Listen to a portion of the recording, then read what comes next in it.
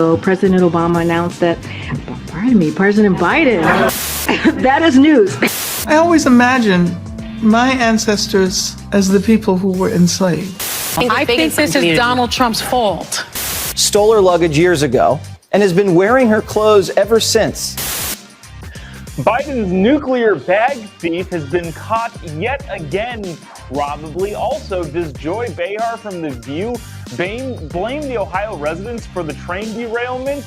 Oh my gosh, the wokester Angela Davis got caught in a huge pickle, and KJP accidentally refers to Barack Obama as the president. All that and more coming up on this episode of Daily Caller Live. Thanks so much for tuning in on this Friday. My name is Jobob. Daily Caller Live starts right now. 2, 1. Here we go. That might be the only brown guy on earth named Jobob. That is actually her name, Jobob. Live from the dingy bunker, completely cut off from the outside world, except for you fine folks. My name is Jobob. This is Daily Caller Live. Thanks so much for tuning in. I forgot to mention the UN solved the Russia-Ukraine conflict. We'll get the details on that in just a second. But what day is it? Friday, February 24th, the year of our Lord 2023. Thanks so much for tuning in. Appreciate you doing so. You know what? We'll get started right there. That's a huge, massive story. The United Nations has officially voted yesterday for Russia to leave Ukraine. That's it. It's all done now. The UN has spoken and said, hey, Russia, you need to leave. Vladimir Putin obviously will say, oh, well, now that the UN says it, I guess I'll pack up my troops and we'll just head home. That's usually how things work when the UN has a resolution. All of the world leaders capitulate to what they say. Nobody dares crosses the UN. They hold an extreme amount of power and aren't just a useless debating society for the global elites to complain about their problems. Of course, none of this is true. The UN did actually vote yesterday to have Russia leave Ukraine. They said, Russia, you need to leave Ukraine. And Vladimir Putin will say no, and nothing will happen of it. Also, why did it take a year? Why did it take a year for the UN? Look, the UN is useless, and this whole resolution for Russia to leave Ukraine isn't going to actually do anything. But why did it take them a year to finally say, hey, this is what we think should happen? I don't know. Very, very stupid the UN is. It is a useless debating society, and no more than that. So we're not going to spend a ton of time on it. We're going to talk about this. KJP at the White House press briefing room yesterday had some comments that I thought were kind of interesting. So there's a lot of, well, I don't want to say news. There's a lot of a hubbub on the conservative side about KJP accidentally letting the truth slip yesterday in the White House press briefing room. I'm going to play you this clip really, really quick, and then you're going to watch it. And then we'll get to the part from the White House press briefing room that actually, I think, has more of an impact on, well, just us being able to view inside the Biden administration. Watch this clip. People are going nuts about this. Let me know in the comment section what you think. I'm curious what you think about this. KJP, did she let one slip in the White House press briefing room? Check it out. Okay, so today, as you all saw just an hour or so ago, President Obama announced that, President Biden. Whoa! That is news. I don't think that's actually news. There's about a bunch of people saying, Obama is the master behind the puppet, pulling the strings. I'm sure he definitely has some influence in the White House. We've talked about in the past that this particular White House staff is a bunch of Obama leftovers, which is why a lot of them are not good at what they're doing, because they're kind of like the third stringers, the fourth stringers there, which, kind of makes sense. But yeah, it's just a slip of the tongue. I don't make a ton of this of KJP saying, President Obama is a slip. And she's also not very smart and very, very bad at her job. However, this I thought was interesting, just again, from a continual Biden administration being racist. outwardly and publicly, and nobody's saying anything about it. Here's KJP, the White House press secretary, bragging about the racial and sexual orientation makeup of the White House staff, which to me doesn't matter at all. Hey, hire the best person for the job. I don't care who it is. What I don't want is people getting hired because they're the best person for the job only because the optics of that job. That's terrible. But yet KJP is bragging about it. Watch this and we will discuss on the other side. The cabinet is majority people of color for the first time in history. The cabinet is majority female for the first time in history. A majority of White House senior staff identify as female. 40% of White House senior staff identify as part of the racially diverse communities. And a record 7 assistants to the president are openly LGBTQ+. So again, this is something that the president prides himself on. Who cares? That is my response to that. I do not care at all in the least.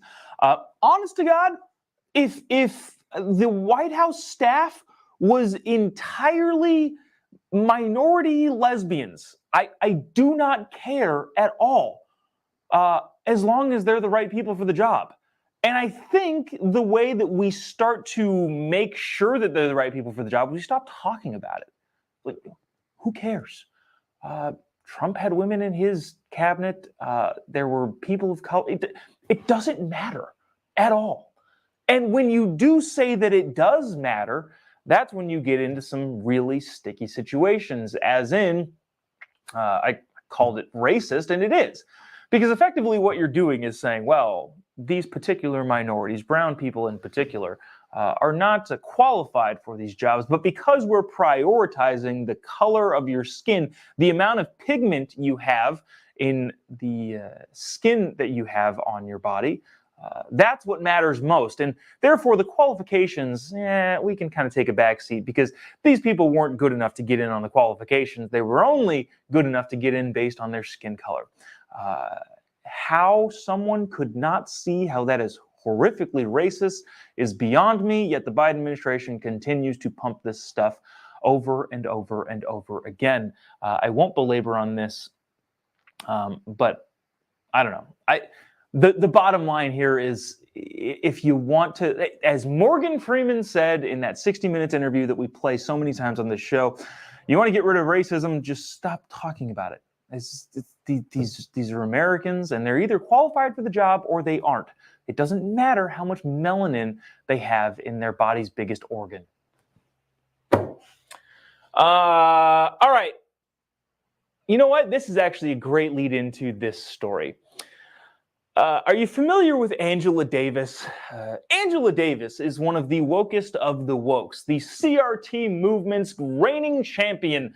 Got caught in a weird pickle for her. She's a big proponent of reparations for Black people, talking about the systemic racism of this country, talking about how Black people have been so oppressed by the white man. Oh my gosh, them and their privilege. Angela Davis is on the forefront of that, and she says as much in this clip. Watch this, but also stick around because the rest of this is freaking hilarious.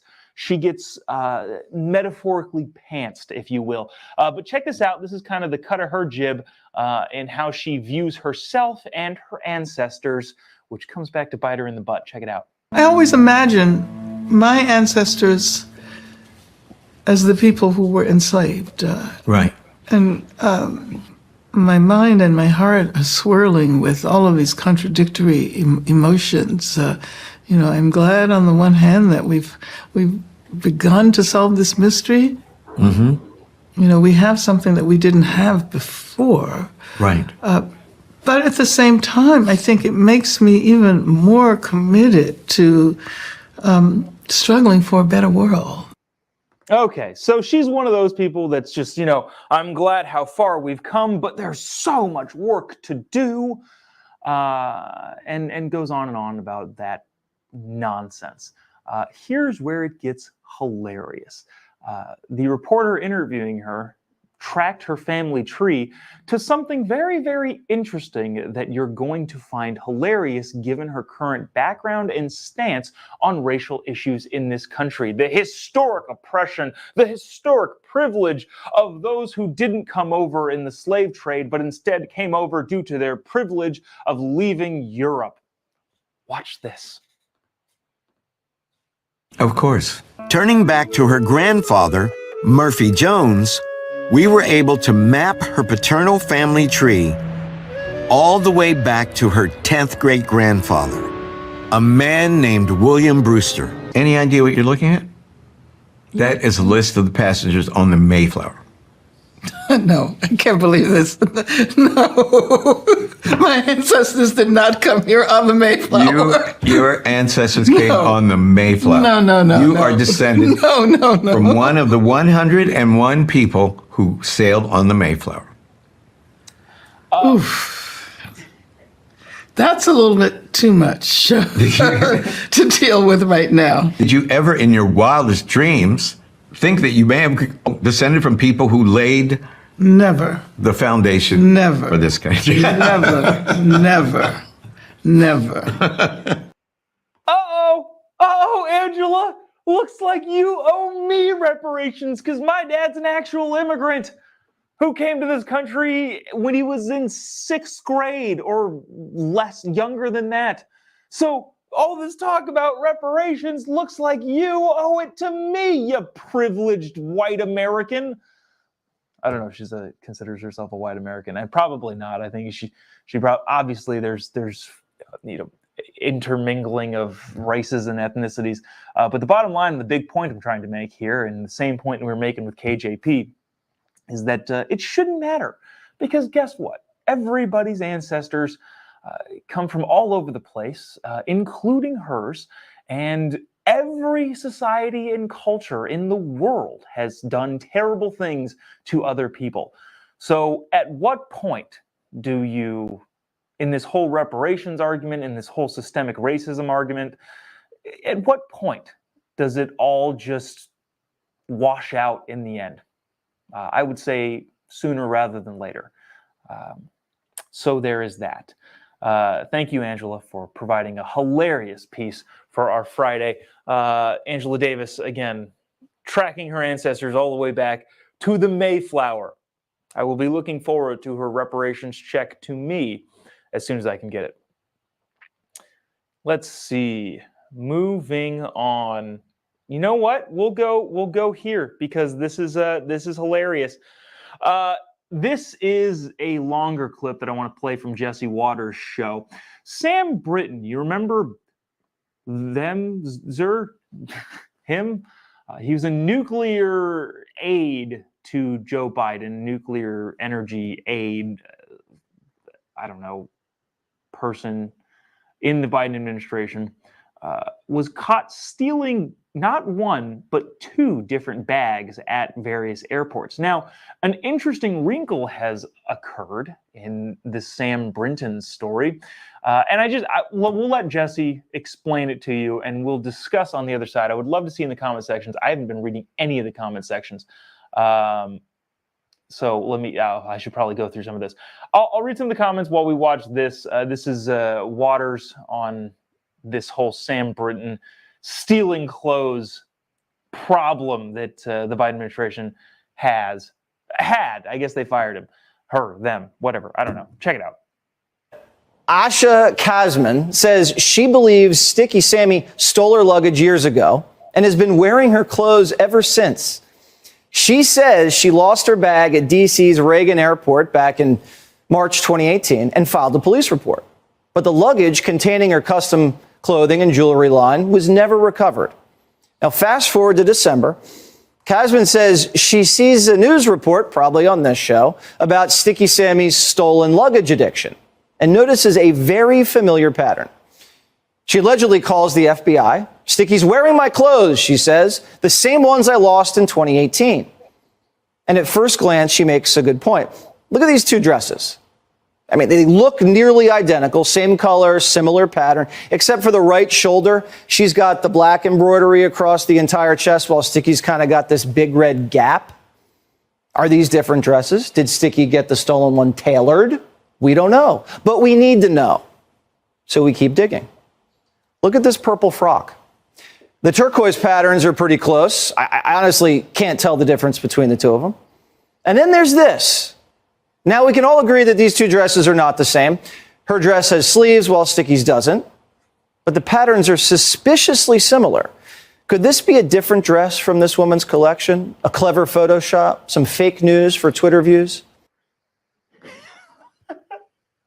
So I did a pretty good job at laying that out. This is very funny that now this is coming to light, and I would imagine this would, spark more of, hey, I lost my bag. I wonder if Sam Britton has it. I don't know. Could be interesting coming up or coming to the news soon. All right, let's move on to this. Let's not spend a ton of time on this. Joy Behar is catching some heat for some comments she made on The View. Again, not super out of the ordinary for good old Joy. But the host of The View, the co-host of The View, seems to possibly be hinting at the fact that Ohioans that are affected by the train derailment in East Palestine might be to blame for their own situation, given that they voted for Donald Trump. Check this video out from The View. We'll see in the future if Joy or anybody issues an apology. But let me know in the comment section if you think this is worth an apology or an apology is warranted here. Check this out. Watch this. About regulations for a second, because it seems to me that the Republicans are obsessed with this notion of the free market, and they don't like a lot of regulations. Because it means profit. When you deregulate, you get profit. But I know. Part of deregulation, for example, is reducing the workers. There were very few plane crashes, thank God. And that's because the industry is highly regulated. We have to pay for regulations and safety standards. Otherwise, where are we? We're all going to go up in flames. Norfolk Southern gives as much to Democrats as Republicans. It's a very powerful lobby that is trying to block regulation. And this train, to Sarah's point, 2 miles long with 2 full-time employees and a trainee on it. And they didn't even need to, because the last administration rolled it down to only one worker. They happened to have 2. One thing I just want to say is I do think this was an unforced error by President Biden. It was 20 days before we had Secretary Buttigieg go down, 10 days before he put out a statement acknowledging it. This is Trump country. He won by 40 points. He is a president for all Americans. I believe that, but he needs to show that he is. It was time for him to be. I don't know why they would ever vote for him, for somebody who, by the way, he placed someone with deep ties to the chemical industry in charge of the EPA's Chemical Safety Office. That's who you voted for in that district. Donald Trump, who reduces all safety. He did. They showed up at McDonald's and those voters saw something on the ground that probably resonates in a way that they need to. But they need to look past the photo ops, these people, and say, who's doing the job here? Forget about the photo op. Showing up is a big thing. I think this is Donald Trump's fault. I don't know. What do you think about that? After rewatching it, I'm kind of like, yeah, she kind of, and you know what? She does. She makes a pretty clear and obvious statement of, well, this is who you voted for. Even though one of the other co-hosts on the show, I don't know the other blonde lady's name, but she's like, yeah, they reduced it down to 1 conductor for this particular train. This train had 2 conductors and a trainee, but they reduced it down to 1 with the regulation. If you're not hip to this, there's a big move on the left to say, well, no, Donald Trump reduced the train regulation and therefore the safety was put at a minimum, and that's why the train crashed. Okay, so the problem with that argument is, even if you think that Donald Trump lessened the safety by reducing the regulations on railroads, which what's-her-face, Alyssa did say, hey, Norfolk Southern donates to both parties. But let's just say, even if they did reduce the safety of it, that wouldn't have helped in this case because they still had the normal amount of people in the prior to Trump regulation. Let me see if I can say that any better. Had they been, they weren't, quote unquote, at the bare minimum, quote unquote, bare minimum, that they would have been supposedly if they were following the Trump regulation reforms. So this is like one of those, it's like one of those gun issues, right? When the horrible shooting in Monterey Park, California happened, Joe Biden came out and said, we need to do this, this, this, this, and this, and listed out a whole bunch of things that wouldn't have stopped the shooter in Monterey Park. Again, terrible situation, but when they then come out and then suggest various new rules that wouldn't have stopped the shooting, I don't know what, that doesn't make any sense to me. In the same case with this train, so yeah, if you want to blame Donald Trump for lessening the regulations, they should have then, quote unquote, taken advantage of those regulations, but they didn't. So your argument is stupid. It doesn't make any sense. So there's that. Let's see. There's a couple comments in here that I thought were pretty interesting. I can't decide if I want to bring them up.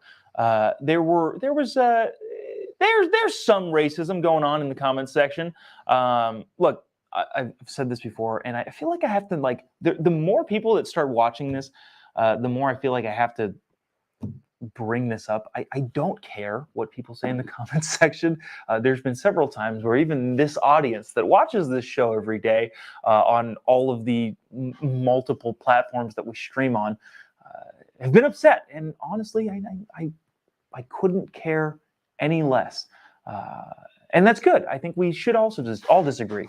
But at the same time, I don't know. I think I more look at comments and think that it's fascinating that some people think the way they do.